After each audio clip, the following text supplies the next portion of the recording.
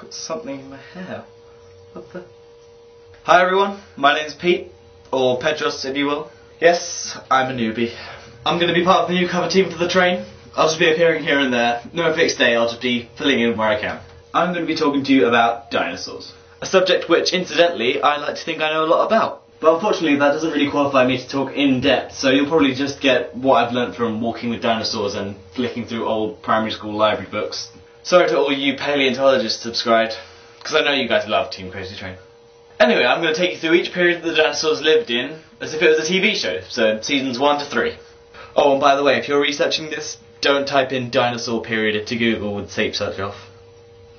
Okay, so we start off with season 1 in this prehistoric box set, the Triassic Period. Okay, so the world was pretty weird around this time. There was no grass, just ferns and moss, no mountains because the continents couldn't crash into each other, so Everest, gone. And the world looked a little bit like a Pokeball. It was just land and sea. It was all just one big continent known as Pangaea, and it was all just one big landmass.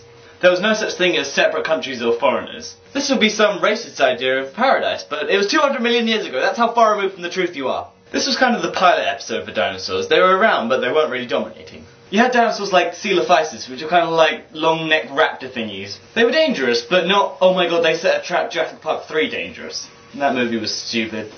The world was still populated by giant bugs and amphibians and the like. Dinosaurs didn't really have their own spin-off until season 2, the Jurassic Period.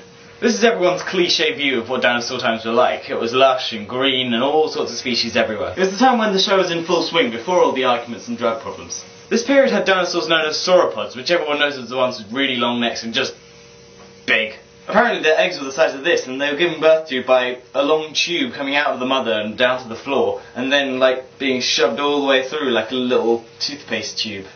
That sounds disgusting. And yes, these dinosaurs were long necks, but it was nothing like the land before time.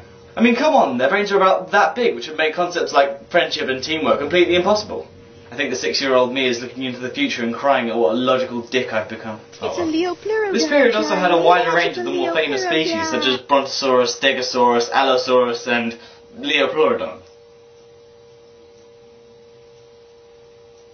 So now we move into season 3, the Cretaceous Period. So the show's getting a little stale, viewing figures were low, so producers decided to introduce a more edgy and angsty character. Everyone's favourite, Tyrannosaurus. Everyone's saying these days that this dinosaur actually wasn't all that great. Apparently he was more of a scavenger and wasn't a hunter at all. The pathetic little arms, apparently.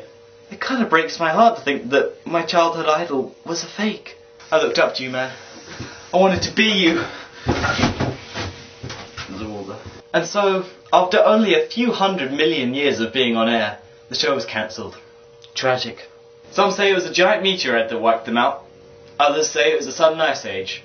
But it was most likely God who came down and eliminated them all with his laser heat vision. And that's how it happened, children. So I think if there's a message that I want to put across in this video, it's that we've got nothing on the dinosaurs.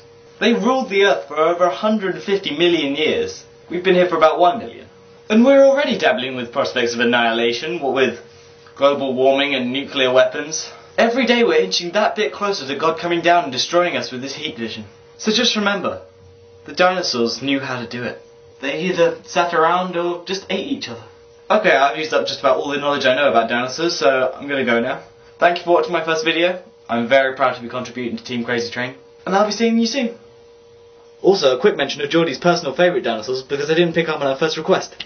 Okay, so these are Triceratops and Velociraptor. What you might not know is that Velociraptor was actually quite a small bird-like dinosaur that really wasn't that threatening at all. Not exactly a cool dinosaur, but a cool name. Which is why it was picked up by Jurassic Park to use for their much cooler dinosaurs, which more resembled Utahraptors. A name that doesn't quite roll off the tongue, but they are raptors nonetheless. Now for Triceratops. I admired these guys because they seem to have the bravery to stand up to the more vicious dinosaurs. They seem to be like, hey, I've had enough of this, T-Rex. Why don't you back off or I'll poke you with my head.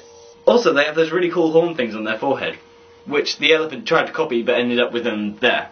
Anything that the elephant tries and fails to mimic is awesome. So anyway, Geordie, there's your 2 favourite dinosaurs filmed late, but just for you.